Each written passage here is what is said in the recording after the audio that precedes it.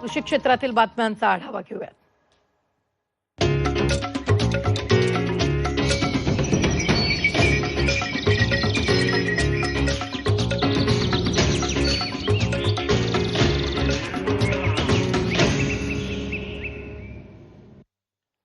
नाशिक जिल्ह्यातील येवला इथल्या मातोश्री पॉलिटेक्निकच्या अभियांत्रिकी शाखेच्या विद्यार्थ्यांनी सोलरवर चालणारे बहुउपयोगी कल्टिवेटर यंत्र विकसित केलंय. सोलर प्लेट आणि मोटरच्या मदतीनं या यंत्राचे कार्य सुरू आहे. एकाच वेळी तण नियंत्रण आणि खत पेरणी या यंत्राद्वारे केली जाऊ शकते.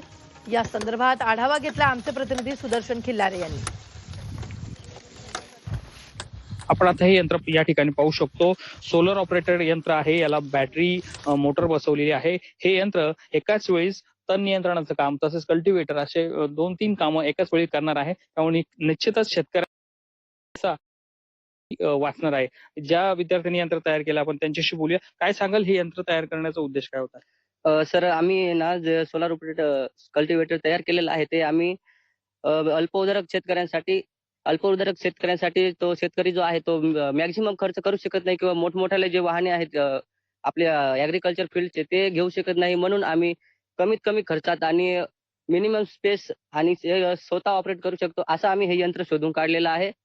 ते मॅक्झिमम वर्क कल्टिवेटर करतं. त्याच्यानंतर ग्रास कटिंग असे देखील भरपूर काही मॅक्झिमम त्याचे जे उपयोग आहे ते आपण करू शकतो. MIT पॉलिटेक्निकच्या अंतिम वर्षातील मेकॅनिकल विभागातील विद्यार्थ्यांनी आपल्या प्रोजेक्टमध्ये ही वस्तू बनवलेली आहे. अत्यंत टाकाऊ वस्तूंपासून त्यांनी हे निर्मित केलेलं आहे. सोलर ऑपरेटेड आहे, ज्यामुळे अल्पभूधारक शेतकऱ्यांना कुठलाही खर्च न करता कल्टिवेटर असेल, तणनाशक असेल किंवा पेरणी करण्याकरता हे यंत्र अत्यंत उपयुक्त ठरणार आहे.